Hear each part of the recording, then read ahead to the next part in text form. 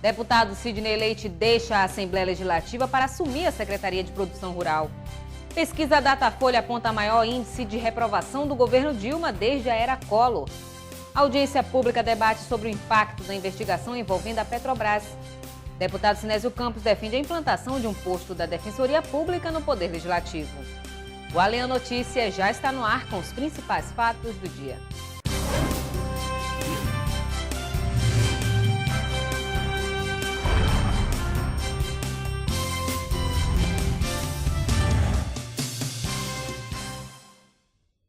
Boa noite. O deputado Sidney Leite do PROS pediu afastamento do cargo na Assembleia. O parlamentar vai assumir a Secretaria de Estado da Produção Rural. Quem ocupa a vaga no Poder Legislativo é o Dr. Gomes, do PSD, o primeiro suplente da coligação. Em tom de despedida, o até então líder do governo e do PROS na Assembleia Legislativa, deputado Sidney Leite, fez o último pronunciamento na sessão plenária desta quarta-feira.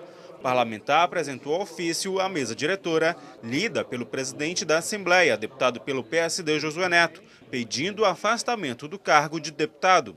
Senhores deputados, estou recebendo sob a mesa, de autoria do deputado Sidney Leite, um ofício que diz o seguinte: cumprimentando respeitosamente Vossa Excelência, requeiro o fulcro no artigo 25, inciso 1º da Constituição do Estado do Amazonas e na forma regimental do artigo 256, a licença para o afastamento do mandato parlamentar nesta 18ª legislatura, a partir de 13 de março de 2015, a fim de exercer o cargo de secretário de Estado de Produção Rural, investido pelo excelentíssimo senhor governador do Estado do Amazonas, conforme Diário Oficial em anexo. Declaro ainda a opção pela remuneração relativa ao salário de deputado, conforme parágrafo único do artigo 256 do Regimento Interno da Assembleia Legislativa, assina o deputado Sidney Leite. Na tribuna, Sidney Leite agradeceu aos demais parlamentares e aos funcionários da Assembleia Legislativa.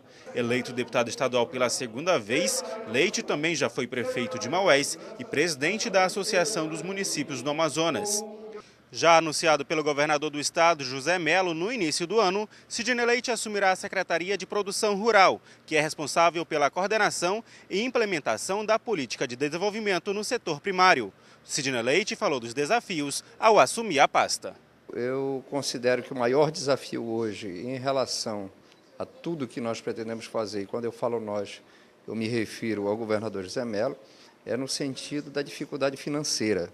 Mas as demandas são significativas. Nós temos demanda da regularização fundiária, que é um passivo significativo no Estado. Nós temos demanda de avanços em área produtiva do programa Luz para Todos.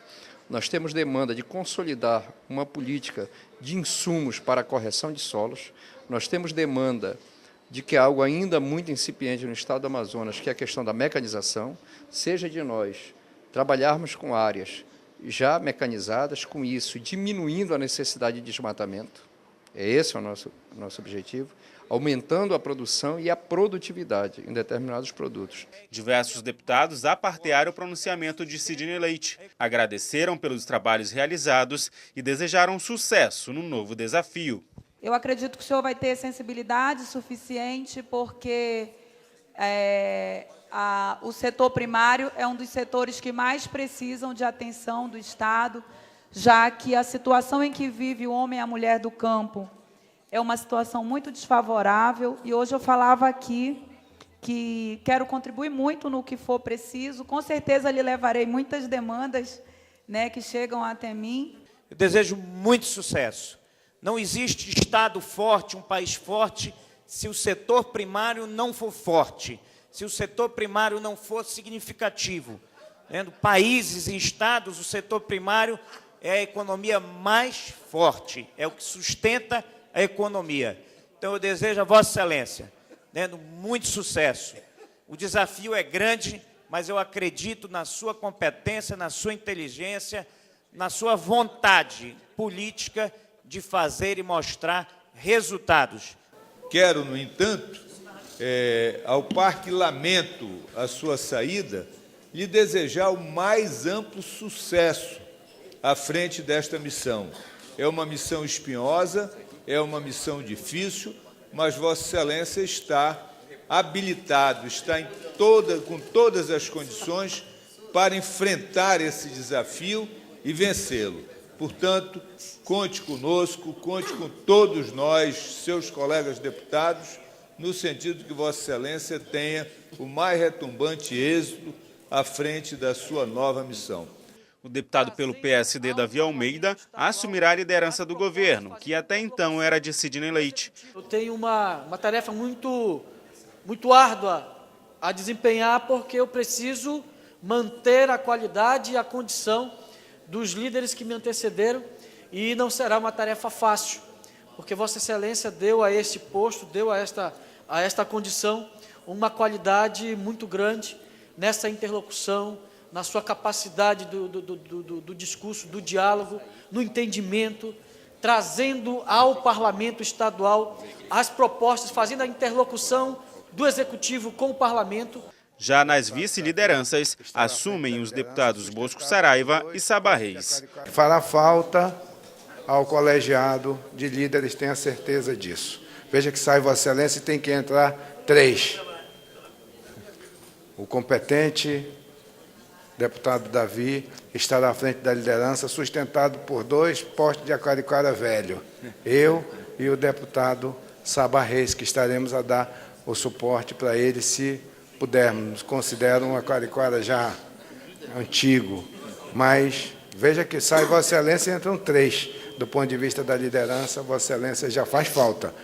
Mas, em contrapartida, sei que Vossa Excelência, estando à frente da CEPRO, dos últimos tempos, haverá de ser o melhor dos secretários. O primeiro vice-presidente da ALEAN explicou os procedimentos a serem adotados para que Dr. Gomes, do PSD, primeiro suplente da coligação, assuma a vaga. A partir da publicação do pedido de licença do deputado Sidney Leite, a própria diretoria, por orientação da presidência da Casa, já convoca de ofício o primeiro suplente para assumir a função. E daí o curso dessa apresentação depende do vereador se desligar da Câmara Municipal da Grande Manaus e assumir aqui. Eu acredito que as coisas aconteçam nas próximas 24, 48 horas. Os deputados Sinésio Campos, Adjuto Afonso, Carlos Alberto, Francisco Souza, Bi Garcia, Sabá Reis, Augusto Ferraz, Belarmino Lins, Platini Soares, Dermilson Chagas, Luiz Castro e Abdala Frache também apartearam Sidney Leite. Na manhã desta quarta-feira, a Casa Legislativa realizou uma audiência pública para discutir o impacto da investigação envolvendo a Petrobras. Os trabalhadores da estatal cobram punição aos culpados, sem que os trabalhos desenvolvidos pela empresa sejam afetados. A proposta do debate partiu dos deputados José Ricardo e Alessandra Campelo.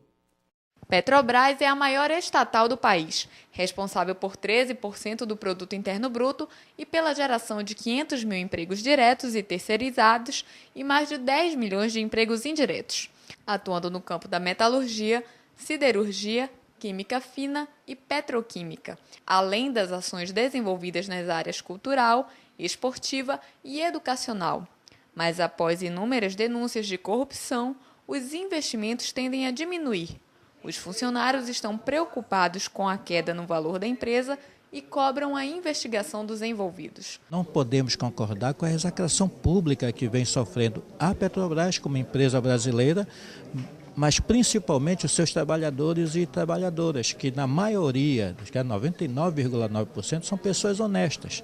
Então, não podem ser culpabilizados por causa de problemas de gestão, até porque nós não temos, né, direito à gestão. Os trabalhadores não decidem nada, apenas executam as suas funções, e eu diria que executo com muito ardor, com muito garbo, com muita vontade, né, de contribuir com o desenvolvimento nacional. No Amazonas, mais de 20% de arrecadação do ICMS provém da empresa, e os impactos da crise já estão sendo percebidos. Alguns projetos que estavam na carta de negócios da Petrobras que vão ser cancelados, reduzidos ou adiados, né? Por exemplo, a modernização da refinaria de Manaus, que é um investimento de cerca de 740 milhões de dólares. É um investimento que né, com todo o investimento da Petrobras, representa menos de 0,5% do total de investimentos nacionais. Portanto, né, do ponto de vista do capitalismo, é irrisório, né, mas muito importante para a manutenção dos empregos na refinaria de Manaus, porque caso não haja a modernização da refinaria de Manaus, a principal consequência é que os produtos produzidos por ela não vão se adequar à nova legislação ambiental e, portanto, ela vai ser fechada. Os autores da audiência pública destacaram a importância de discutir o tema na Casa Legislativa para ouvir os trabalhadores e conhecer a real situação da estatal e as consequências na economia local. A gente tem que separar o que tem de errado, tem que ser corrigido, os corruptos têm que ser punidos, mas a gente tem que separar isso da garantia da estabilidade da empresa. Hoje a Petrobras, além da crise política, passa por uma crise financeira, já há anúncio da diminuição de investimentos no Amazonas, né? Isso é ruim porque causa um efeito cascata. A preocupação é qual é a situação hoje dos trabalhadores, quais são as preocupações que eles têm, até porque existe a questão da garantia, né, do direito dos trabalhadores, em si a empresa, né, e a sua produção a nível local, porque nós temos uma grande arrecadação pública em torno disso, geração de emprego e arrecadação pública que contribui para o desenvolvimento do nosso Estado. Então, essa audiência para ouvir, portanto, essa situação e ver qual vai ser o nosso posicionamento. Acho que a Assembleia precisa estar atenta em relação a isso, em sintonia com os fatos a nível nacional e preocupado com possíveis consequências para o nosso Estado e para a nossa população. Com mais de 29 anos de empresa, Acácio Viana, coordenador do Sindicato dos Petroleiros do Amazonas, teme pela falta de investimentos que a crise tem gerado e pela demissão de terceirizados. O que preocupa os trabalhadores é que esses investimentos que são necessários para manter a nossa unidade em funcionamento e num funcionamento bom, que ela não venha, que ela não saia. A gente tem uma luta há mais de 10 anos para modernizar a nossa refinaria. Teve um momento em 2010 que foi definido que ia ter a modernização, que ia ter as verbas, e até hoje não saiu. Até começaram, mas parou. Então a gente tem essa preocupação. Trabalhador próprio dificilmente será demitido. Aonde é que dá mais problema? Lá nos nossos companheiros terceirizados. E nós de sindicato, nós defendemos não só o trabalhador Petrobras, o trabalhador crachá verde, nós defendemos todos. Nenhum representante da Petrobras compareceu à audiência. Pesquisa Datafolha aponta maior índice de reprovação do governo Dilma desde a era Collor. De acordo com o Instituto, a queda tem sido consecutiva e saiu de 44% em fevereiro para 62% em março. No terceiro mês de seu segundo mandato, a presidente Dilma Rousseff atingiu o maior índice de reprovação de um governo desde setembro de 1992, véspera do impeachment do então presidente Fernando Collor de Mello. Uma pesquisa feita pelo Instituto Datafolha mostrou que 62% dos brasileiros consideram a gestão da petista ruim ou péssima. É a primeira vez que a maioria da população demonstra insatisfação com a presidente desde sua chegada ao Palácio do Planalto em janeiro de 2011. A pesquisa traz ainda outros dados negativos a respeito de Dilma Rousseff, como a deterioração de sua popularidade em todos os segmentos sociais e também nas regiões do país, principalmente no Nordeste, o seu principal reduto eleitoral, além do agravamento do pessimismo dos brasileiros. Segundo o Datafolha, 60% dos entrevistados acreditam que a situação econômica do país vai piorar. Índice mais expressivo desde 1997, no governo do então presidente Fernando Henrique Cardoso, do PSDB.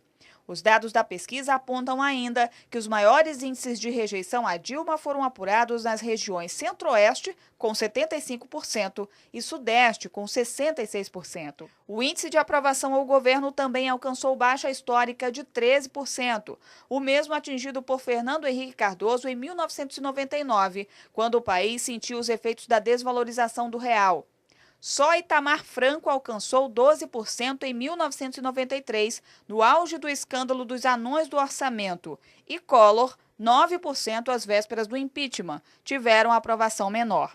Em seu pior momento, em dezembro de 2005, após a cassação de José Dirceu no processo do Mensalão, Lula era aprovado por 28% da população brasileira.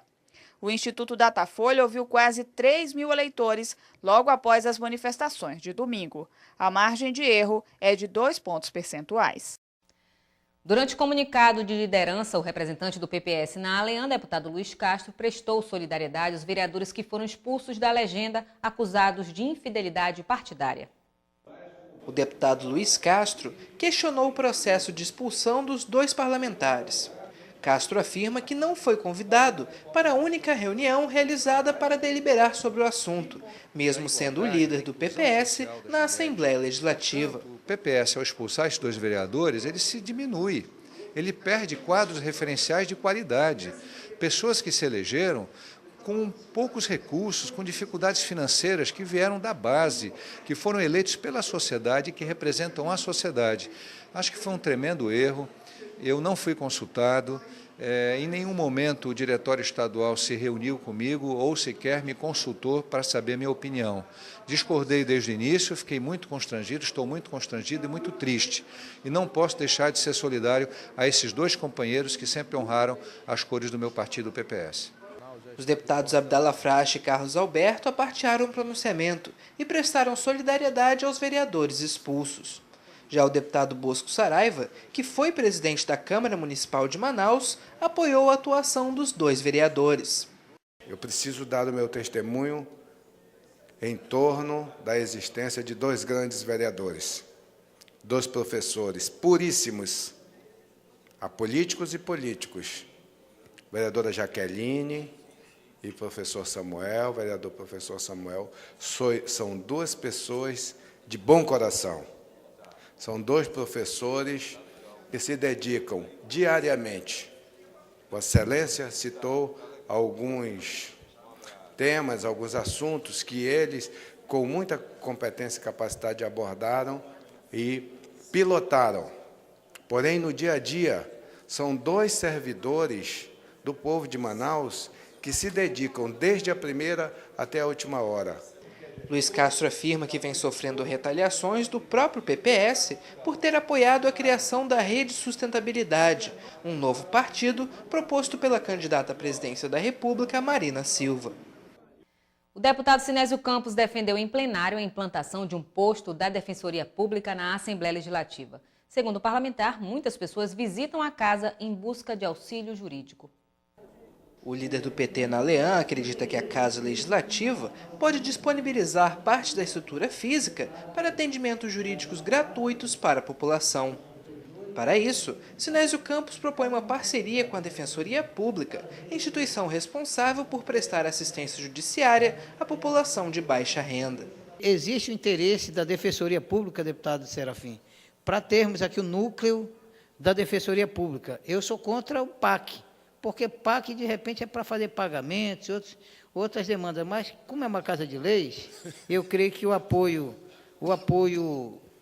jurídico às pessoas que realmente necessitam, eu creio que é importante. Então, eu queria pedir aqui que pudéssemos dar a maior celeridade entre a Assembleia, essa parceria técnica, né, entre a Defensoria Pública Estadual com a Assembleia Legislativa.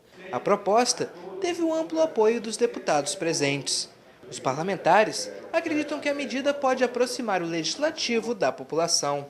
Entendo que é inteiramente pertinente a sua proposta e ela deve, sim, ser viabilizada, porque vai permitir que aquelas pessoas carentes que vêm aqui à Assembleia, que buscam os gabinetes querendo um advogado, tenham no posto da Defensoria Pública o apoio que tanto necessitam. Muitas vezes, pelo desconhecimento, claro que não proposital, do cidadão, ele busca, às vezes, a Assembleia Legislativa para resolver alguns problemas que não são da nossa alçada, mas que nós poderíamos muito bem indicá-las e dar a elas um andamento mais célere aqui.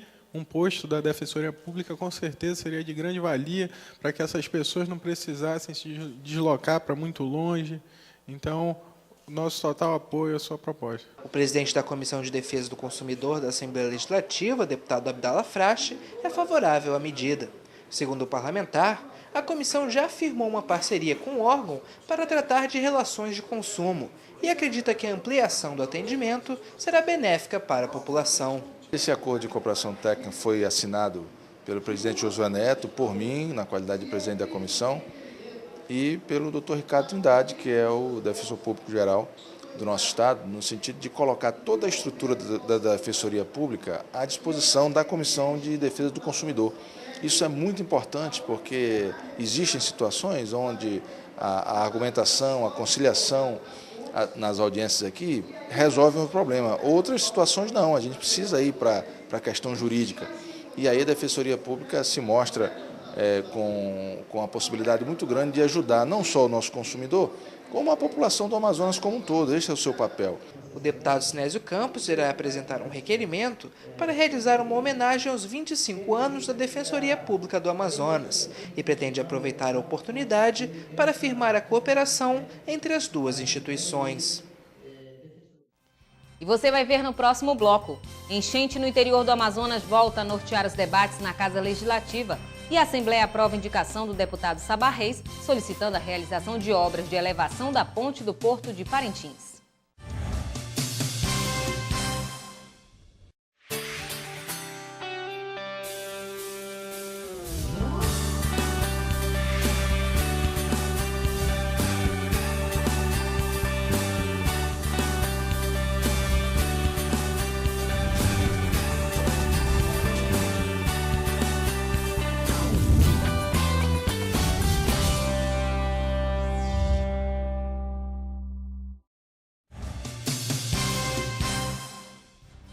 Mais de 29 milhões de reais. Esse é o prejuízo causado pela cheia dos rios ao setor agropecuário no Amazonas, segundo dados do IDAM. E de acordo com uma pesquisa do INPA, a enchente pode chegar ao Rio Negro nos próximos meses por influência do Rio Solimões, onde os municípios estão em alerta. Na Assembleia, o assunto foi discutido pelos deputados Orlando Cidade e Adjuta Afonso. Típico da região amazônica, a enchente todos os anos atinge diversos municípios do interior do estado. Este ano, pelo menos 10 cidades estão em situação de emergência nas calhas do Purus e Juruá, 1 em estado de calamidade pública e 5 em alerta na calha do Solimões. E os prejuízos já podem ser calculados. De acordo com dados do Instituto de Desenvolvimento Rural e Florestal Sustentável do Amazonas, IDAM, subiu para mais de 29 milhões os prejuízos causados pela cheia ao setor agropecuário do Amazonas. O levantamento apontou ainda os setores mais prejudicados. A produção de farinha de mandioca continua concentrando a maior perda, com prejuízos de mais de 17 milhões. Já a banana ainda registra o segundo maior prejuízo, com 6,8 milhões, seguida da cana-de-açúcar, com perda de 640 mil. O setor pecuarista amazonense também tem amargado prejuízos. Mais de 600 cabeças de gado, mais de 2.000 porcos e ainda mais de 14.000 aves foram perdidas na enchente. A situação foi discutida na Assembleia Legislativa pelos deputados Adjuto Afonso e Orlando Cidade, que destacaram as ações do governo do estado na assistência às famílias afetadas. O estado já está aí com a Secretaria de Defesa Civil, atuando principalmente naqueles que já estão decretados emergência e outros já em fase de calamidade pública, como é o caso de Boca do Acre, e o governo está aí presente, mandando assistência, seja médica, seja assistência de toda a assistência social para atender os irmãos ribeirinhos dessas calhas de rios. Sempre que acontece isso, o poder público, o executivo, direciona para esses municípios linhas de crédito com juros subsidiados, faz concessão do ICMS. Muitas vezes aquele comerciante que perdeu a mercadoria, não tem como, se ele não vendeu, ele não tem como pagar ICMS.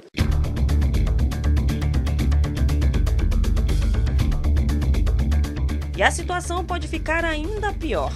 De acordo com o estudo do Instituto Nacional de Pesquisas da Amazônia, INPA, dados do modelo matemático de previsão de cheias do Rio Negro apontam que a cheia este ano deve atingir a marca dos 29,3 metros na segunda quinzena de junho, quando o fenômeno chega a seu pico máximo.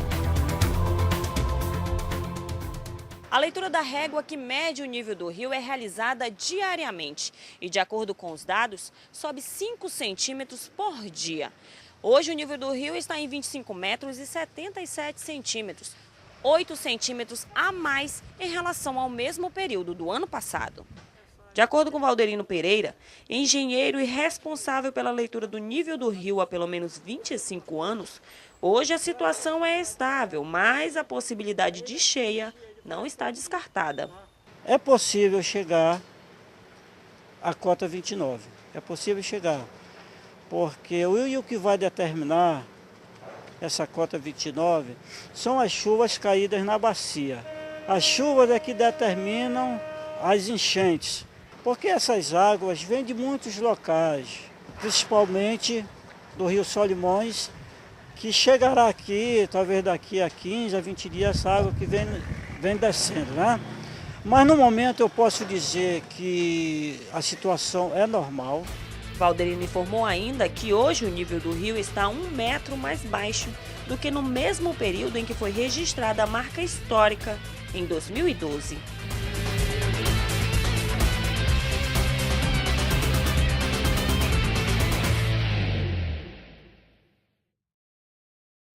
O deputado Serafim Corrêa falou hoje sobre a situação do município de Barcelos, onde aproximadamente 700 famílias ocupam o terreno da União que estava destinado à construção de um aeroporto. O parlamentar anunciou que o prefeito de Barcelos, José Beleza, esteve nesta terça-feira em Brasília para uma reunião com o ministro Eliseu Padilha e a presença da senadora Vanessa Graziotin. O objetivo foi encontrar uma solução do impasse das famílias de Barcelos, que ocupam o terreno destinado à construção de um aeroporto.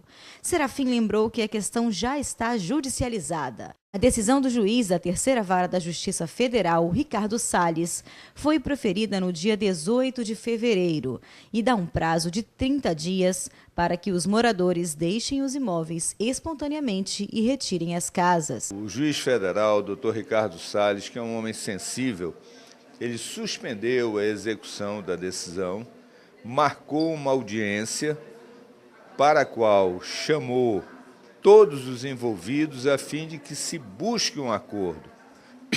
Esse acordo já havia sido tentado antes e não havia sido alcançado. Espera-se que agora a Prefeitura Municipal de Barcelos se habilite nos autos, que a Procuradoria-Geral do Estado faça o mesmo, que a Defensoria Pública da União, que já está fazendo, também esteja presente para que a gente possa encontrar uma solução e resolver esse imbróglio que se arrasta há alguns anos e que vai prejudicar, se não for desatado o nó, a população daquele município. Serafim foi aparteado por José Ricardo. Ele lembrou que as famílias devem ser assistidas e indenizadas, já que estão há anos no local. É muito importante que a Defensoria Pública da União possa ajudar nesse processo, porque são muitas famílias. E, pelo que eu estou entendendo, vai ter agora audiências para tentar conciliar, encontrar um caminho, já que houve essa prorrogação do prazo da execução. E me parece que, por um lado, o governo federal tem a questão da previsão de investimentos para reformar ou construir, vamos dizer assim, uma estrutura maior naquele aeroporto, naquele aeródromo, mas eu vejo que ou o Estado ou a Prefeitura tem que assumir ali as famílias que talvez vão ter que ser retiradas, pelo que eu entendi numa conversa preliminar. Não todas, mas algumas. Ou tirar o aeroporto dali para outra localidade. E aí não tirar nenhuma família aí. Então, depende de uma decisão conjunta. A área em conflito compreende 4 bairros do município: Aparecida, Nazaré, São Francisco e Bairro da Paz, onde residem as cerca de 700 famílias, muitas há mais de 25 anos. Uma pesquisa divulgada esta semana pelo IBGE mostrou que o setor de serviços ficou estagnado no Amazonas no mês de janeiro. Considerado responsável pela geração da maioria de empregos na economia, o setor foi o segundo que mais fechou postos no período. O assunto repercutiu na Assembleia Legislativa. De acordo com a pesquisa mensal de serviços do Instituto Brasileiro de Geografia e Estatística, divulgada nesta terça-feira, o setor no Amazonas ficou com 0 de receita no mês de janeiro, em relação ao mesmo período do ano passado. O resultado só não foi pior que o mês de dezembro, quando houve um encolhimento de 1,1% da atividade. A média nacional do setor cresceu 1,6% durante o primeiro mês do ano. Já no acumulado, a receita havia crescido 6,2% no estado, um pouco acima da média do país, que havia sido de 5,4%. No entanto, em 2014, a alta acumulada havia sido de 15,8%. O assunto foi repercutido na Assembleia Legislativa nesta quarta-feira. Para os deputados Abdala Frache e Serafim Correa, a atual situação de crise econômica teve influência fundamental para a redução da atividade de serviços não só no Amazonas, mas em todo o país. Normalmente, a gente já percebe essa retração ano após ano por causa dessa sazonalidade. Mas, tendo em vista que o país, ano passado, não teve crescimento econômico nenhum, devido a essa condução atabalhoada da política econômica pelo governo da presidente Dilma, o governo do PT, e isso atrapalhou não só o setor de serviços, mas todos os outros setores da economia como um todo. A economia brasileira atravessa uma crise. A inflação está crescendo, o emprego está diminuindo, a arrecadação está diminuindo. Aí nós vivemos o pior dos mundos. Quando isso acontece, é inevitável que caia a produção, que caia o consumo, que caia a prestação de serviços. Ainda de acordo com o IBGE, os setores que mais tiveram redução foram informática e comunicação.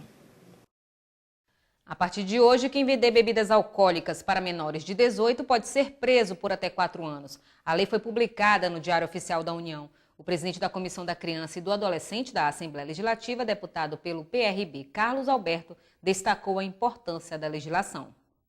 A Lei 13.106 de 2015 pune com mais rigor quem vender, fornecer, entregar ou servir bebida alcoólica para menores de 18 anos. A pena é de detenção de 2 a 4 anos e multa que varia de 3 a 10 mil reais. O estabelecimento ainda permanece fechado até o pagamento da multa. A medida aprovada no último dia 24 de fevereiro pelos deputados federais foi sancionada sem vetos pela presidente Dilma Rousseff e publicada nesta quarta-feira no Diário Oficial da União. A proposta, de autoria do senador pelo PT Humberto Costa, altera o Estatuto da Criança e do Adolescente. O presidente da Comissão de Jovens, Crianças e Adolescentes aqui da Assembleia Legislativa, deputado pelo PRB Carlos Alberto, ressaltou a importância da lei. Uma vez essa lei saindo do papel, porque é preciso que ela venha sair do papel e seja colocada em prática, muitas coisas mudam. Porque o uso da bebida alcoólica provoca determinadas reações que, na verdade, só trazem prejuízos. Esta lei é para prevenir, é para trazer segurança, para trazer o bem-estar para os jovens menores de 18 anos. O parlamentar também lembrou que é preciso fazer uma fiscalização rigorosa para que a lei seja plenamente aplicada e os infratores punidos. A Assembleia Legislativa aprova a indicação do deputado Sabah Reis ao Ministério dos Transportes, solicitando a realização de obras de elevação da ponte do Porto de Parintins. E mais, após solicitação do deputado Cabo Maciel, SEDUC garante construção de um centro educacional de tempo integral no município de Urucurituba. Veja no resumo de notícias. A mesa diretora da Assembleia Legislativa aprovou na manhã desta quarta-feira a indicação do deputado Sabah Reis ao Ministério dos Transportes, solicitando a realização de obras de elevação da ponte do Porto de Parintins. Segundo o parlamentar, com as medidas adotadas, o porto poderá ser habilitado junto às autoridades marítimas para atracação de transatlântico.